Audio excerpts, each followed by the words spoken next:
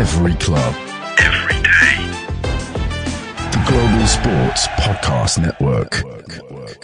Hello everybody and welcome back to another episode here at Daily Wolves. I'm your host Will and today I'm joined by Nathan. Nathan, hello, how are we?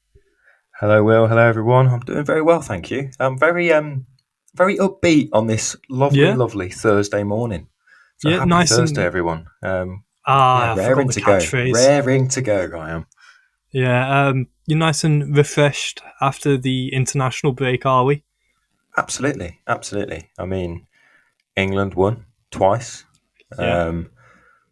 Things are getting a little bit colder. It's getting toasty inside the pubs and the flat I'm in at the minute. So, we're just warming up for a lovely run of Wolves wins, aren't we? That's essentially what we're doing. Yeah, I mean, I love the optimism. It's certainly there's certainly more of an uplifted spirit around us right now. I don't know why that is really, because for those of you who don't know, we travel to Fulham away on Saturday, and the more I think about it after speaking with Chris yesterday, the less confident I am of us getting anything down there. Yeah, I mean, look, I like to start off with a bit of positivity because we're getting straight into it, and naturally, as the podcast progresses, we tend to slowly maybe come back down to reality, and with a bit of a reflection on where we actually are in the table at the minute. But yeah, look, I've been telling all my mates we're unbeaten in 3 games. We have all the momentum in the world. This is true. But yeah, I mean, Fulham are pushing for European places. They're doing really well this season, and yeah, I mean, one of the headlines I saw in a BBC article recently was Jimenez resurgence or whatever, and that's not what I want to be reading. Although I'm very glad for the bloke, I'm very glad that he's doing well. Obviously, everything that he represented at Wolves was absolutely fantastic, and it was a shame of the way that his Wolves career sort of came to a stop with his injury and then lack of form and whatever. But my God, bad timing. Yeah, just on that note, I will never forgive Lopategi for not giving him a farewell appearance at Molyneux. I remember he was going to bring him on and then chose against it on what would have been the last home game for Jimenez in a Wolves shirt. And yeah, I mean, like you said, I'm just happy for him more than anything else. Although someone mentioned to me earlier, they came up to me just trying to wind me up and said that they can't wait for the Traore cross into Jimenez to score against us. I mean, it adds up. You'd expect. We've come to expect it when you come up against former players. Yeah. And Traore and Jimenez seem to have rekindled some of their links. Now they're both at Fulham. And I mean, Traore, I absolutely loved watching him in a Wolves shirt at times. I mean, he was one of the most frustrating players with regards to his end product. But every time he got the ball, he's just one of them players that you just get off your seat, because it's like, I don't think he knows what he's doing half the time, but it's just entertainment central. And it's the game early on the season where he just absolutely blitzed Kyle Walker when they played City. And that type of stuff is just like, it's just good to watch. I just hope he forgets all of his end product when it comes to the weekend. The way I see it with Traore, and I always thought this, was from a winger, as far as I'm concerned, all I want them to do is knock it past their man and get a decent ball into the box. If you drop the decent part of that sentence, every time he got the ball, he got a cross in or a corner. Yeah. Every single time. I don't think he ever really... Did he ever get tackled? Did you ever see him get tackled in that final third? Do you know what I mean? It just didn't happen. And as far as I'm concerned, that'll do for me. That will do. He's someone who I miss. I really, really miss watching massively. I think of Wolves in those glory days, and you do just think, or at least I do, of just a Neves sort of 50-yard ball into the corner. And it looks like Traore's never getting there. But there he is. And he would, and it's a ball across. I remember as well, it might be really niche. I think it was I think it was just before, or maybe just after, actually, his loan spell to Barcelona. Right. Which that happened, by the way. Yeah. What was all that about? Weird episode that was. I can't remember who we were playing at home, but I remember a ball being sprayed over to his side, and for any other player, it's going up, out, over their head. He did one of the best first touches, which isn't necessarily something you associate with him, that I've ever seen in my life. And it came as a result of the one thing that I always remember about his game was how high he could jump for a man who's so built. Insane athleticism. Yeah. Absolutely insane. The power. It's one of them. It'll be interesting to see at the weekend, and I'm sure we'll get an insight from the Fulham boys on what they think on this. But he's also a very frustrating player defensively, and I think it's why a lot of managers are reluctant to get him involved in sort of set structures. But he can, and Nuno was very good at using his strengths at the right times. And we know he's rapid, and in a foot race, you're not beating him. So it's about using that. I mean, when he played sort of wing back against City, beat them away. I mean, look, I'm starting to get I think he was up front. I think he was up front in that game. But didn't he start wing back and then move to up front in the second half just on a counter? Because it might have been Jota started up front with Jimenez. Yeah. So I mean, he used him in the right moments, and the bit that I would be worried about as a Wolves fan is Ait-Nouri on that side of the pitch.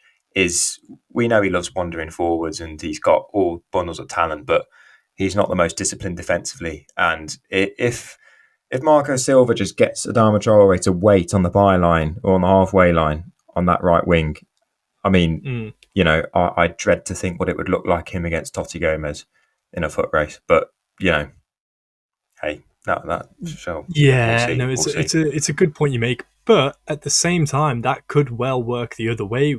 Because, absolutely, as you mentioned, Ait-Nouri loves to get forward and is very good and skillful going forward. So, if I'm not even sure who plays right back for Fulham these days.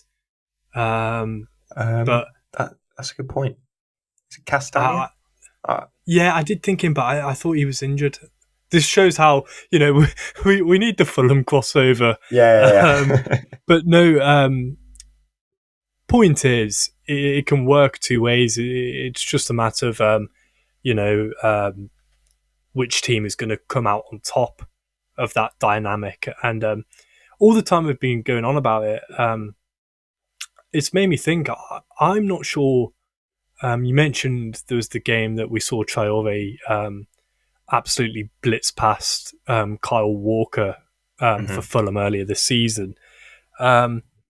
But I'm not sure how many minutes he's played. I know he's played more than he has in previous seasons, but for me, I would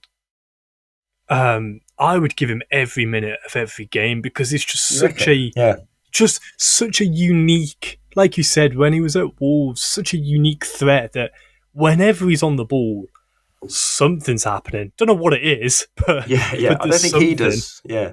I think he's a really interesting player to have, and Fulham have got an interesting mix because you've got Jimenez who we know with regards to his link-up play and structure and the work he does for the team can be absolutely fantastic, drawing fouls and all the rest of it. Yeah. But in and around them, they've got Iwobi and Wilson and these type of players who maybe you'd see as slightly more creative, or definitely more creative than Adama Traore.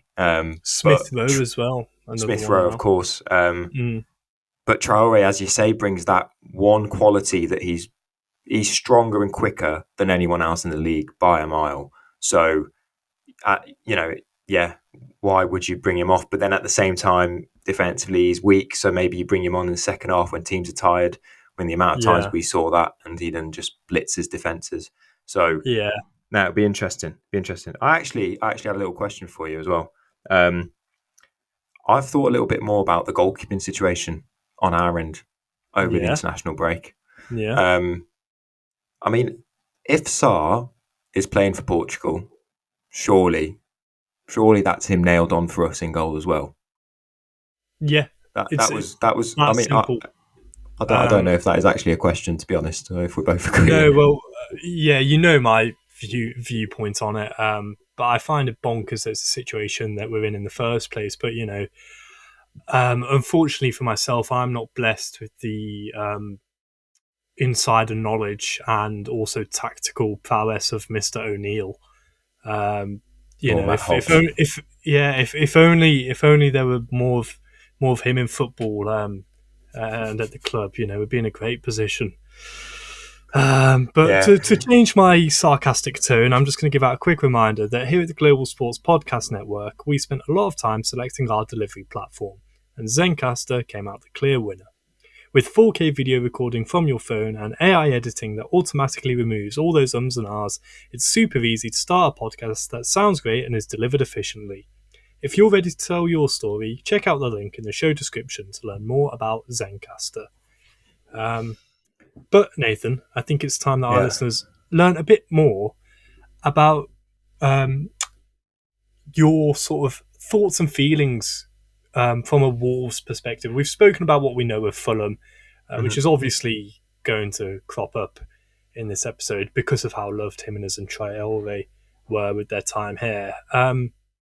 But we mentioned yesterday with Chris, and you mentioned it yourself at the start of this recording, there's a different vibe, at least amongst the Daily Wolves camp. How optimistic are you? Or do you think, like me, that I'm slightly worried that this optimistic vibe has come purely as a result of the international break saving us from watching O'Neill ball? Yeah. And as soon as that reality comes back, I do worry that it's just going to be smashed straight back down. Look, how do you see it? I don't want to talk too much about O'Neill. I think we've covered that a lot, and we might come on to it a little bit later as well.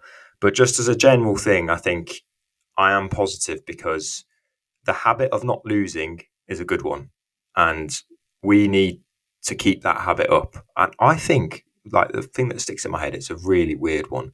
I think Kenny Jackett said that when we were in League One or something, and he was saying it about just keeping that momentum when we're in these little cup competitions and stuff, and keeping the atmosphere around the squad as an unbeaten one. And that winning, obviously the winning habit, most obvious thing to say is that it's a good thing. So I'm positive for the reason that we're unbeaten in 3 games, but I'm also recognising that Fulham are in a way better place squad-wise, position in the table. They deserve to be where they are because of the performances they're putting in. I think they've got a solid manager.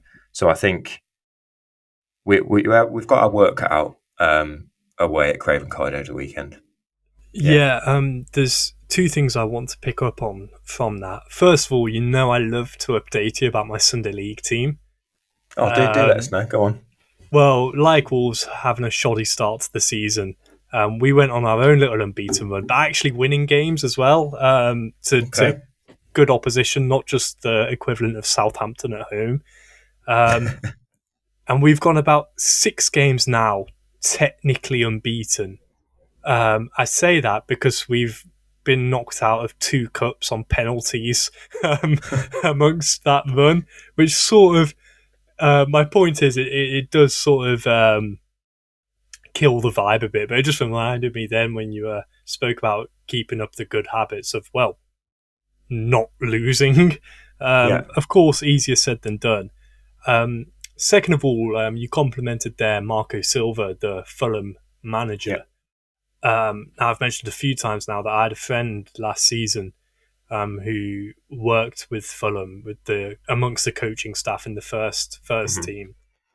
And the one thing that I remember him saying was just about the level of, however intense you think Premier League managers are, especially the stereotypical foreign tacticians, however intense you think that work is, double it, triple it, quadruple it. It's crazy. The attention to detail that those guys go into and go through is unfathomable. again, I'm trying really hard not to slag off O'Neill. I know you're doing quite well. You're doing quite well. But it just, it goes to show. I remember him telling me one story of he worked with the coaching staff in the first team every day, training and so on and so forth. He was very much a part of it. Yet Marco Silva, he wouldn't let him sit with the rest of the coaching staff in the dugouts. And it wasn't just him. It wasn't like a personal thing he was being, but he was that concise and that efficient with everything, if that makes sense. That attention to detail was so high. Even little things like that was sort of thought about, and there's a method behind all of the madness. Credit. I suppose we don't see. Yeah, credit to him. He's obviously doing a few things right over there, and I think they've made some really smart acquisitions. I think Smith Rowe's a good signing for them, obviously. But then when you look at Fulham and Crystal Palace last season, and maybe you look at the size of the clubs and the last few years in the Premier League, the fact that they can go and get Anderson from Crystal Palace, it's a big statement, and it's the type of signing that we'd like to have made, right? So it's that type of thing. I think we're in a position where we look at Fulham and we go, as a club, we're the last 4 or 5 years fairly comparable, right? And in fact, we've been in Europe more recently than they have, but it's just having I don't know, we want to be where they are, basically. Having made some decent ownership. Maybe it boils down to that, but one way or another, they've come into the season with a better squad and better structure than us. And you look at that from a Wolves perspective and go, why can't we do these things? But hey, we've gone back down this negative route. I don't know how this is. That was you, not me. That was me. I know. I'm speaking to myself here. What I wanted to say on a positive. Oh, go on. Oh, go on. No, you go. Well, just to kind of bring the mood back up. There's been a lot of stuff about Cunha and his Christmas antics with João Gomez. Don't you see they had a little snow fight the other day? Yes, I have seen. Yeah, top quality entertainment. Obviously, I do think João Gomez would eat him alive with his jiu-jitsu skills and stuff. However, what I did want to say about Cunha is I saw a stat. He's been involved since the start of last season in nearly 40% of our goals. So 39% of our goals since the start of the 2023-2024 season have come from Cunha. And that is I didn't quite realise. I mean, obviously, from watching games, I know how good he is, and I know, well, we love him, but I didn't realise statistically that was also the impact. And at the same time, it's a great thing, and it's great that how well or the impact that he has, but it is worrying that nearly half, I'm stretching here, but nearly half of our goal contributions are coming from a single player. But yeah, I guess I've managed to twist it into a negative again, but Cunha's doing well for us. I get your point, and he is just unreal. He is unreal, and this is it. We've spoken a lot about Fulham and their quality. We've been very, very complimentary, and we do have to keep reminding ourselves, which is frustrating. We do have to keep reminding ourselves that we have quality too.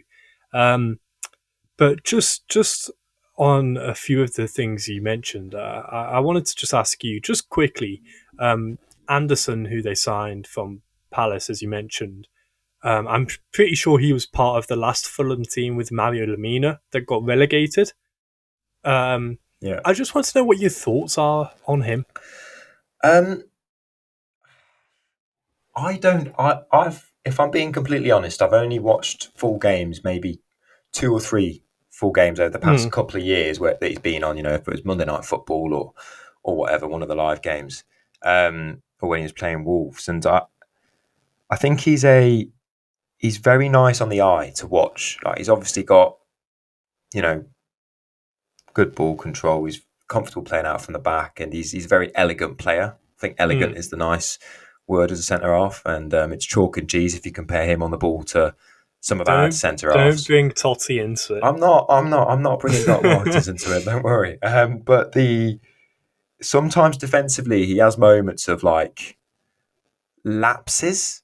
I mean, the Fulham lads might be able to fill us in a little bit more in the next episode, but he sometimes doesn't seem as strong as maybe he could be defensively.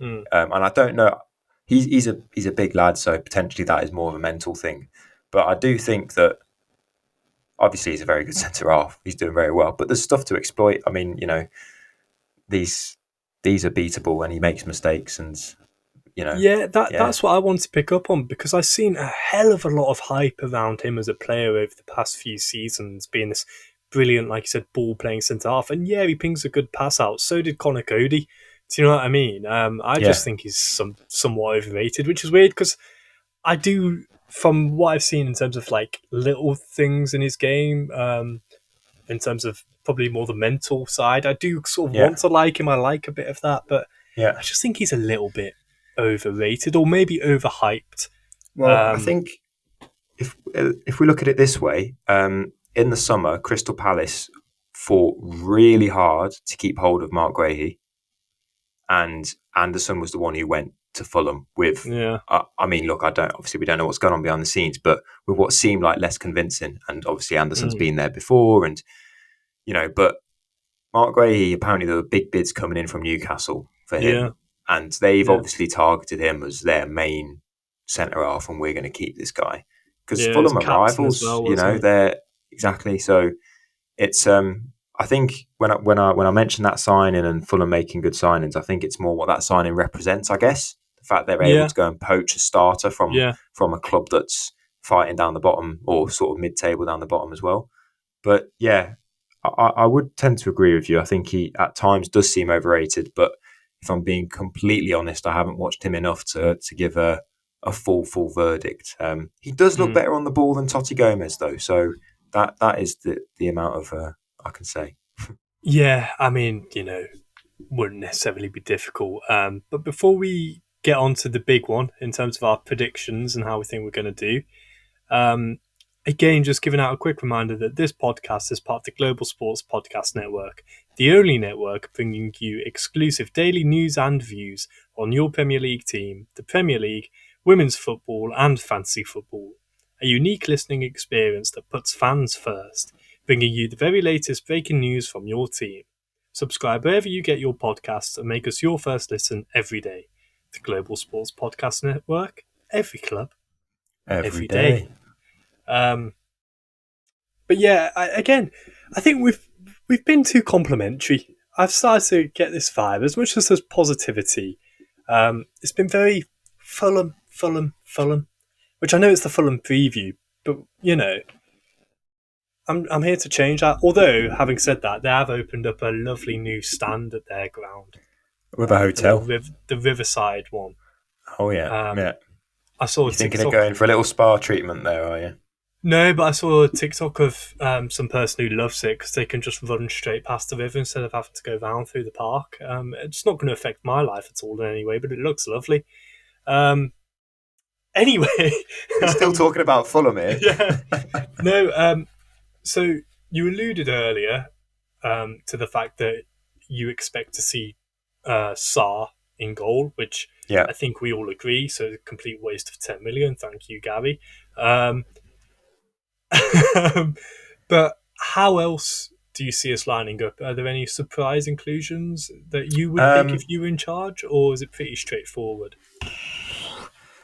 I think momentum's massive, and when we're talking about habit of winning and habit of staying unbeaten, I think don't change a winning team. You've just won 2-0 at home, kept a clean sheet for the first time this season. I think it's so important that the players that are part of that feel, get that momentum and get that opportunity to go and do that again. So I would say my logical mind says just keep the same squad, keep the same starting lineup. I mean, we've heard that Santi Bueno's got a bit of a groin or thigh, something going on there where he came back from the Uruguay camp a bit early. Well, I'm hoping he's rested enough. Yeah, same here. But I mean, there's no players that I think I'd want to see other than the ones that started against Southampton, to be honest. I think I want Strand Larsen to go and annoy their centre halves as much as possible, and hopefully we see Cunha on form again as well. So same really. What do you think? The only player that I'd make a case for, again, Chris and I spoke about, is Gonzalo Guedes, who's been heavily linked. I've seen reports, I don't know how verified they are, of a return back to Spain. I think it was back to Villarreal. Yeah. It might have been Valencia, actually. I think he's Somewhere with a V. It was, yeah. It was one of them, due to his lack of game time. And I think rightly so, because whenever we've seen him, to be fair to the lad, he's given a good account of himself. He has, yeah. Yeah, he's the only player who I'd make a case for, probably, in my opinion, instead of Sarabia. Again, Sarabia, we talk, and we do see it in glimpses of the creativity that he offers. But I think, with the creativity that Fulham have as well, that we spoke about, I can't see us matching them in that style, not given our current form. I mean, I know you say unbeaten in 3, but in the grand scheme of the table, I think we're going to have to take it to them a bit more physically, like you said. Strand Larsen putting himself about, and Cunha hopefully playing off that and finding the back of the net for us. So I think Guedes might offer something a bit more direct. So you would go Guedes instead of Sarabia. You wouldn't go Carlos Forbes or No, I'd go Guedes. I do like Forbes, but I think he's our sort of. You spoke earlier about the idea of bringing Traore on when there's tired legs. I think it works the exact same for Forbes. As Chris mentioned yesterday, I don't know if it was just for Wolves or in the Premier League full stop, he's clocked the fastest speed, or it was something like that. Okay. He's a quick lad. He's a quick boy. He is. And I just think Guedes deserves it. Which, like I said yesterday, I didn't think I'd ever see him in a Wolves shirt again. So to be saying that, he's got to have been doing something right. But yeah, either way, I'm predicting, or at least I expect or want more than anything else, to see a rigid performance, because we just can't keep leaking goals like we have been against a Fulham team that have been scoring goals how they have. Agreed. So just on that note then, it's time for the big question. Here we go. What are your score predictions for Fulham away? I'm gonna go with 1-1 draw. I concede the fact that we will most likely be conceding to Jimenez and a Adama Traore cross. So we sort of bank that at the start, and then hopefully we come back with something and score as well. I've been trying to predict this the whole time, but Strand Larsen at the back stick from a cross from Gonzalo Guedes. Go on, you heard it here first. That's it. I was seeing it the same way in terms of the scoreline, and I do fully expect Jimenez to score as well, just because it's Wolves. But I see Cunha adding to that 40% and being the man to pop up. I'm seeing something similar to his goal against Villa away. I'm seeing it outside the box. Okay, we're going for specifics. Yeah, okay. Yeah, okay. That's just what's in my vein. I can see it. Okay. But yeah, with that being said, Nathan, do you have any final parting words to conclude today's episode? I don't. I know we usually do the usual line, but I don't have any extra thoughts. No. Well, I'll let you do the usual line just after I give Fulham another compliment, which is that they have got one of my sort of favourite anthems, if you could call it an anthem, which is I'm pretty sure they play London Calling by The Clash as they come out onto the pitch. I'm pretty sure they do. Oh, yeah. I quite like Hi-Ho Wolverhampton. Silver lining, I quite like it. Doesn't do it. I tell you what I do like, as you can probably tell. I mean, the listeners can't see that I've got a big Led Zeppelin poster behind me, but I do like the Led Zeppelin that we play before kickoff. Anyway, we're speaking of Led Zeppelin. We're rambling on. Yeah, we are. Thank you. We are. And I mean, Fulham don't have the best saying in football, which is obviously out of darkness cometh light. Every club, every day. Global Sports Podcast Network.